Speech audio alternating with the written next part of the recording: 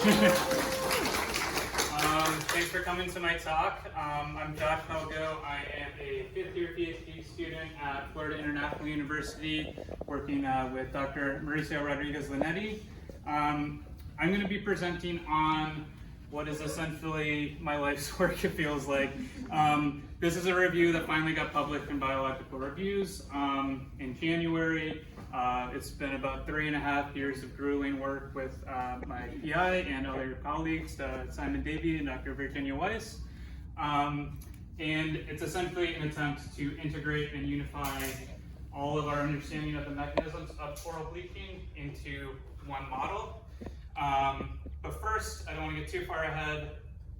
I know most all of you know this, but just to clarify, corals have a symbiosis with Symbiodignaceae. For this talk, I'm specifically going to be talking about the gastrodermal cells that actually host the symbionts. And we know during bleaching, it really is just the loss of the symbionts en masse. And the thing about coral bleaching is that it is not, well, actually, so my interests lie in really understanding exactly how and under what conditions the symbionts are lost during bleaching. And the thing about coral bleaching is that it is very, very complicated because kind of the definition of bleaching itself is actually quite vague. It's just the loss of the symbionts. How are they lost? It can happen in a lot of different ways, caused by a lot of different stressors, using a lot of different disparate mechanisms in the actual gastrodermal cells. So coral bleaching is not one process. If somebody says it happens in this way, they're probably right in certain contexts, but not in every context. Coral bleaching is not one process. It is a collection of processes that can occur in different ways depending on the context.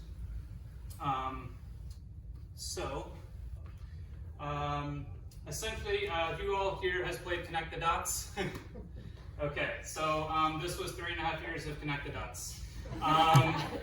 Starting with the kind of most ecologically prevalent triggers. There are a ton of triggers of bleaching, so that's just the external stress that actually causes the internal change that leads to the loss of the symbionts.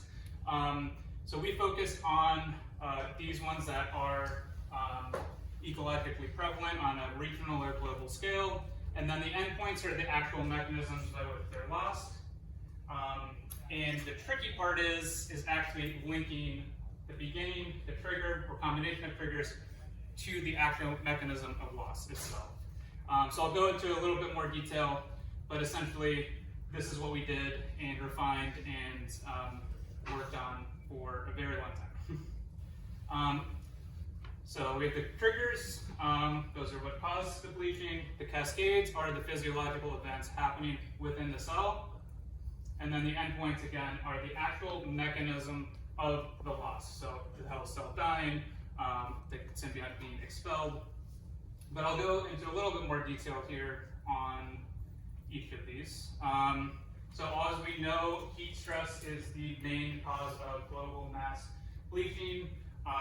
That is still the case. We know that is the predominant trigger for bleaching. We all know about heat. A lot of us know about light as well. We usually think about heat and light stress, which could be UV or really intense photosynthetically active radiation. We think about those in context of being together and working in conjunction, and that's true, but light has been seen and observed to cause bleaching on its own, independently. And heat and light activate different mechanisms in the cell. So one of the things that we really tried to do with this review was to parse apart those things that are often talked about in conjunction, because yes, that's what we're seeing more ecologically, but to actually get to the level of mechanism, you have to parse it apart to that resolution. Some other really important triggers are cold stress. A lot of people don't think about cold stress, but cold will bleach corals very quickly. So upwelling events and things that bring cold water from deep ocean, those can cause bleaching events. Hypoxia is one that is increasing. We are having increases in regional hypoxia events, some in the Caribbean, and that has been shown to cause regional bleaching events. Low salinity, so hyposalinity, when there is a storm that drops a lot of fresh water over a shallow reef, it can plummet desalinity so much that it causes cell swelling because of osmosis. The osmotic balance is changed. It can cause necrotic death of the coral tissue. They've measured, it was in like the 80s, there was a massive storm that dropped the salinity to, it was 6 parts per thousand. So nothing's living through that. So that can actually be a pretty big one. We also incorporated in our model some that are currently hypothesized to be a trigger. So one of those is acidification. Acidification has been shown by one study to cause bleaching directly and other ones to not be causative.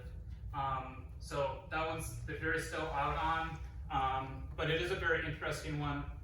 One of the things is when you drop salinity, you actually increase the photosynthesis, you're increasing the partial pressure of the carbon dioxide, so actually a lot of times the symbiosis, the photosynthesis of the algae is actually enhanced. But then if you go too far, which eventually will happen with ocean acidification, then it's really bad. And it does make it harder to calcify for the coral. But as a trigger itself, we do go in depth on that, but it is still hypothesized. So anytime you see a straight line that's essentially hypothesized or not well supported yet, but still relevant enough that we want to talk about it. Okay, we also have increases in nitrogen and ammonium. Often these are also in conjunction with heat and light to cause bleaching and make the threshold for bleaching lower. And then we also have virus and bacterial infections, with things like Vibrio coriolyticus has been shown to be associated with bleaching. They thought it was causative, and then there's some other papers that said it's not causative, it's correlative, so they bleach and then they get the disease. So whether or not these things are causative themselves or just correlated is not so clear yet, but one of the main points of this review is to try to point out very clearly those knowledge gaps where we need to develop. Okay, endpoints I'm going to kind of bucket into a few different things. So we have host cell death. I know a lot of us have heard of apoptosis, quote unquote, programmed cell death, and necrosis, quote unquote, non-programmed cell death. They've kind of gotten away from those specific definitions, but those are the main causes of bleaching when the host cell dies. So the host cell can die, the host can expel the symbiont, and unfortunately it is, as everything in cell biology is, a lot more complicated. So in terms of the host cell dying, we can also have different types of cell death occur. Autophagy dependent host cell death. We can have the host cell potentially detach itself from the actual tissue. We can have bacterial or viral lysis. The symbiont itself could die by itself in the host through in situ degradation. They could just be stressed so much themselves they die prior to the host. And also the host cell can potentially digest the symbiont itself with their lysosomes. To my knowledge, it's only been directly observed one time. And there are two forms of this. Unless you're really into the cell biology and mechanisms, it's the same result, the host digests it, but symbiophagy versus symbiolysosome digestion, which we termed in this paper, happen one through autophagy pathways, which is a very large scale kind of very distinct cellular process, and the other one is independent of that. So when you get to the mechanisms, it's really important to parse that apart. If you don't care about mechanisms that much, you don't need to care, you don't need to know that, but do know that the host can potentially digest the symbiont.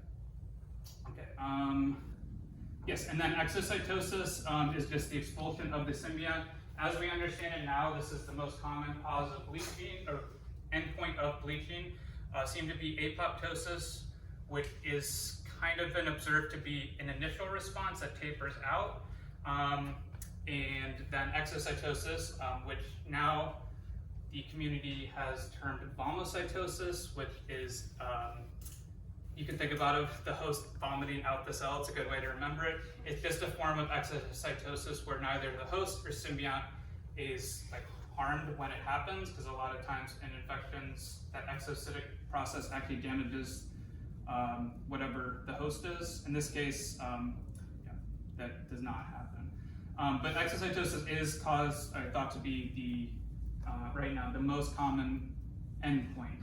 But again, whether or not some of these other ones are involved, we need to do a lot more research, because a lot of research hasn't focused specifically on looking at all these different endpoints. It might look at one marker for apoptosis or exocytosis, but actually looking at all of them or more of them is quite challenging. It has been done. The Pringle Lab did a fantastic paper in 2016 looking at all these different endpoints. But anyways, you can really just think about it so you don't get overwhelmed. The host cell death, symbiont death, and the host expelling symbiont. Okay, now the hard part of connecting triggers to endpoints. I'm just going to show some examples of different cascades, essentially nodes within those pathways, which are things like protein dysfunction. So when you have heat, you can have, well, pretty much every cell has a universally conserved process called the unfolded protein response, in which our proteins in our endoplasmic reticulum or in our cytosol misfold, aggregate, or unfold. And that's very bad for obvious reasons. So that needs to be repaired quickly. It's a very intense kind of effect that happens. And under heat stress, this is absolutely happening in conjunction with other things like photoinhibition, which we've all heard of. Photoinhibition of the symbionts produces reactive oxygen species. That's one of the main hypotheses for how bleaching occurs. You can actually have things like enhanced photosynthesis that actually can cause too much growth of the algae itself to a point it almost becomes parasitic, where it needs all of the resources for itself, so it can't expel them and give them to the host. So actually too much growth of the symbiont is bad and can actually lead to bleaching. Things like CO2 limitation, cell swelling under hyposaline conditions, acidosis, DNA damage from UV stress, or from reactive oxygen species, nitric oxygen species, and one that is very commonly associated with almost every cascade is a host immune response. Right now I'm showing this generally. We try to break that down and be a little more specific about what that means. For the sake of this talk, I'm just trying to give you an overview of how the framework works. I mean, really, we didn't do anything new. We had beginning, middle, and end. We just very clearly and rigorously broke it down and connected everything together. I'm going to show you the main figure from our review. I don't want you to freak out because it's a lot. The reviews really, our goal was to make it as kind of a reference for you. Like a dictionary, you're not going to go out and read through all of that. Like the beginning sections are more introductory, but then we go very, very much into the weeds, into all these different sections. And if you're interested in one type of, one trigger or a couple of triggers, you can ignore the rest.